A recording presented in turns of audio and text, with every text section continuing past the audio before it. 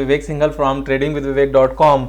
और आज मैं बात करने वाला हूं 3 स्टॉक्स के बारे में। एक नहीं, दो नहीं, बल्कि तीन स्टॉक्स हैं यहां पर। और तीनों ही स्टॉक्स अपने इलेक्ट्रिक व्हीकल्स को लेकर जो बहुत ज़्यादा बातें हो रही हैं उससे रिलेटेड हैं। तो क्या किया जाए, कहां पर काम किया जाए, कहां पर नहीं किया जाए, इट इज़ इंपॉर्टेंट। तो ऐसे में हमेशा एक ही चीज़ इंपॉर्टेंट होती है कि जो मार्केट लीडर्स रहे हैं ना लंबे टाइम से, उन्हीं में काम किया जाए। तो वो कौन कौन से 3 स्टॉक्स हैं एक बार हम बात करेंगे यहाँ पर। और आगे बढ़ने से पहले मैं एक बात जरूर कहूंगा कि ये जो वीडियो है ये एक एजुकेशनल वीडियो है। मैं यहाँ पर आपको सिखाने की कोशिश कर रहा हूँ कि किस तरीके से हमें किसी भी पॉइंट को लेकर, किसी भी इवेंट को लेकर, न्यूज़ को लेकर चीज़ों को एनालाइज करना चाहिए, समझना चाहिए। लेकिन अगर बाय या सेल करना है तो वो आप अपने हिसाब से करेंगे। यहाँ पर मैं आपको सिर्फ सिखा रहा हूँ, this is an educational video, no recommendation to buy और सेल फ्रॉम माई साइड। आप अपने हिसाब से डिसीजन लेंगे। तो आगे बढ़ते हैं। तो सबसे पहले जो स्टॉक है इसमें एनालाइज करने के लिए वो हीरो मोटोकॉर्प है। हीरो मोटोकॉर्प का इलेक्ट्रिक व्हीकल से क्या लिंक है? बड़ा सिंपल सा लिंक है। जैसे स्टार्टिंग में हीरो मोटोकॉर्प ने अपनी बाइक्स को लॉन्च किया था और तब उस तब से लेकर अब तक, स्टार्टिंग से लेकर अब तक मार्केट में लीडिंग पोजीशन है इनकी। और आज भी हीरो मोटोकॉर्प की जो बाइक्स हैं वो उतनी ही बिकती हैं जितनी पहले बिकती थी। लगातार मार्केट शेयर को मेंटेन किया हुआ है। हीरो मोटोकॉर्प पहले हीरो होंडा होता था और होंडा ने अपनी जो पार्टनरशिप थी इनसे निकाल ली थी। लेकिन पार्टनरशिप निकालने के बाद भी कंपनी लगातार ग्रो करती रही और अभी भी वो सेम ही पोजीशन बनाए हुए हैं।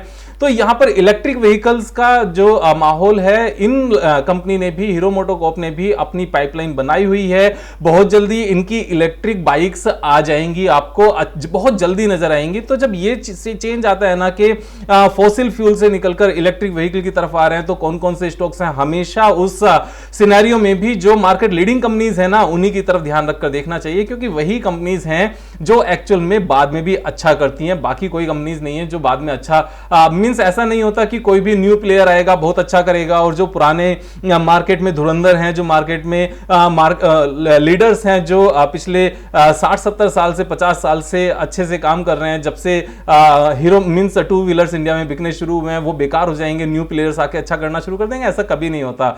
तो यहां पर अगर हीरो मोटोकॉर्प के फाइनेंशियल्स को एक बार समझ लें तो बड़ा सिंपल है। 4% की यहां पर इनके पास सिर्फ डेट है, यानी कि डेट फ्री कंपनी है। रिटर्न ऑन कैपिटल एम्प्लॉय 25% है। तो ये अमेजिंग है नंबर्स। और यहां पर जो क्वार्टरली रिजल्ट्स हैं वो पिछले 3 क्वार्टर के आप रिजल्ट देखोगे ना तो हाईएस्ट एवर हैं पिछले सारे क्वार्टर्स में। और जो नेट प्रॉफिट भी देखोगे, नेट प्रॉफिट इज अमेजिंग। और ये लगातार जो भी पेंडेमिक का माहौल था, वो जो इंपैक्ट था, वो सारा का सारा खत्म हो गया है। जैसे ही इनके इलेक्ट्रिक व्हीकल्स आएंगे तो वहां पर भी वो चीजें यही बेचेंगे, यही उस चीज को आगे मेंटेन करके रखेंगे। और यहां पर बहुत ज्यादा ग्रोथ नहीं रही है पिछले कुछ सालों में। और पिछले कुछ सालों से मतलब यहां पर 25,000 करोड़ से 27,000 करोड़, 28,600, 32,000, 33,000।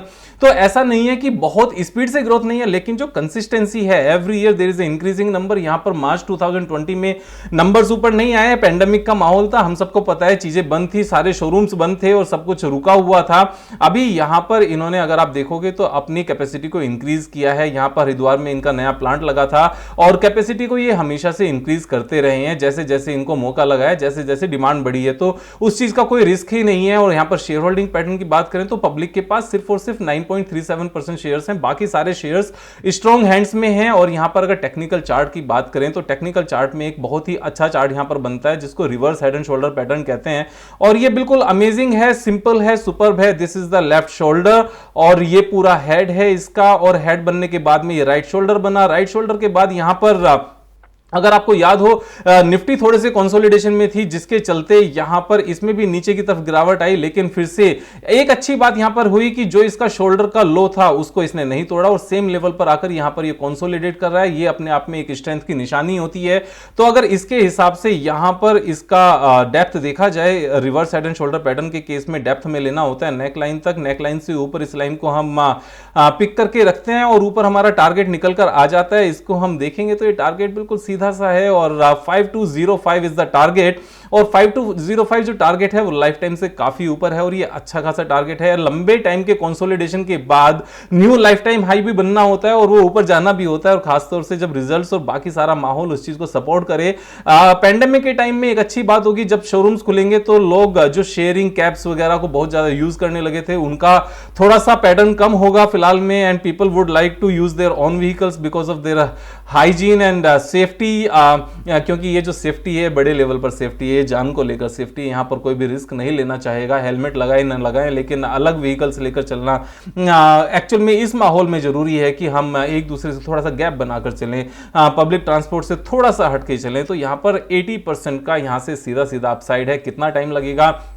देखो, जब हम बड़ी कंपनीज में 80% के अपसाइड की बात करते हैं तो थोड़ा सा टाइम लगता है, उसमें हम कुछ सोचने वाली बात नहीं है, लेकिन कितना टाइम लगेगा अगर इस चीज को देखा जाए तो जनरली क्या होता है कि इस तरह के चार्ट्स में मैंने जो देखा है वो 1-1.5 साल में अपने जो टारगेट्स हैं उनको अचीव कर लेते हैं। और एक और इंपॉर्टेंट पॉइंट यहां पर यह है कि जितना टाइम यहां से यहां तक आने में लगा है उतना टाइम तो सीधा सीधा इसी तरीके से यहां से आगे पहुंचने में लग जाएगा। फिर यहां से यहां तक का जो रास्ता है ना वो आसानी से छोटा छोटा आगे चल के अपना कवर हो जाएगा। तो ये चार्ट था। दूसरा हमारा चार्ट था, इसके अगर बैक में जाएं, जब इलेक्ट्रिक व्हीकल्स की बात करते हैं तो इलेक्ट्रिक व्हीकल्स में यहां पर बैटरी का मेन रोल होता है। बैटरी के मेन रोल के लिए हम लोग देखेंगे अमारा राजा बैटरीज को, और अमारा राजा की एक बार चार्ट के साथ में उसके फाइनेंशियल्स को भी देखेंगे। मोस्ट रेप्यूटेड कंपनी है ये इस फील्ड में, और डेट इक्विटी रेशियो ना के बराबर है 0.02 यानी कि 2% है। Return on capital employed amazing है। उसके बाद में अगर हम नीचे आ जाएं, एक बार शेयर होल्डिंग पैटर्न की बात करें तो पब्लिक के पास कितने शेयर्स हैं वो देख लेते हैं। यहां पर 37.96% दिखाता है,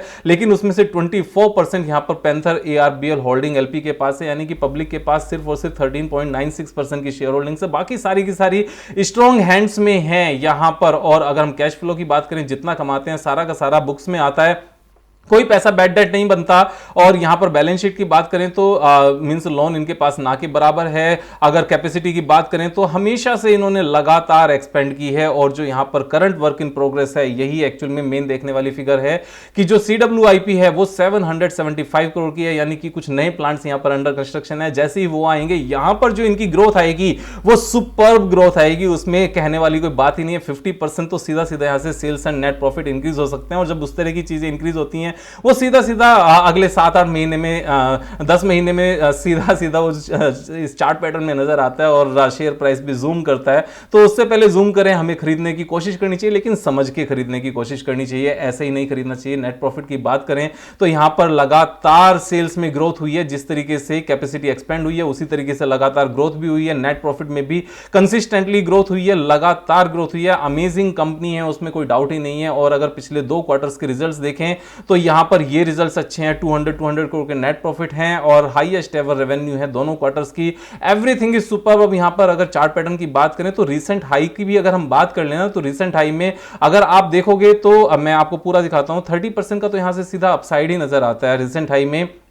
यहां से अगर हम देखेंगे और यहां तक जाएंगे तो ये 30% का तो रीसेंट हाई से यहां से सीधा सीधा अप मूव है। लेकिन जो ये यहां से अगर इस नंबर्स को देखोगे तो बेसिकली यहां पर एंड एक और इस नंबर पर, यहां पर इस लेवल पर लगातार यहां पर रेसिस्टेंस रहे हैं। उसके बाद में जो थर्ड रेसिस्टेंस था वो यहां पर इस लेवल पर था। बेसिकली ये लेवल था जो reverse head and shoulder pattern का लेवल था। उसके बाद में यहां से कंसिस्टेंट ग्रोथ आई, लेकिन उसके बाद में नीचे आया सब कुछ, लेकिन सेम सपोर्ट पर रहा जो यहां पर ये सपोर्ट बना था।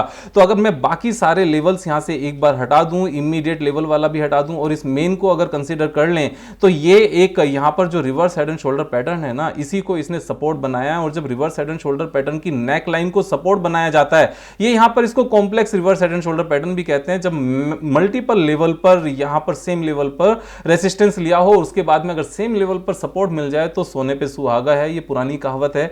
और उसके बाद में काफी लोगों को समझ में नहीं आएगा, तो मींस ये और अच्छी बात है। और अगर हम इसको यहां पर देखें 784 नेक लाइन पर लगाकर जो हमारा टारगेट आता है, टारगेट इज 1235। ये टेक्निकल टारगेट्स हैं, मेरे कहने से नहीं लेना है, मेरे कहने से समझना है, सीखना है कि विवेक भाई किस तरीके से एनालाइज कर रहे हैं बिजनेस को समझ के, फाइनेंशियल्स को समझ के, उसके बाद टेक्निकल एनालिसिस के बेस पर यहां पर 57.4% का यहां पर टारगेट है।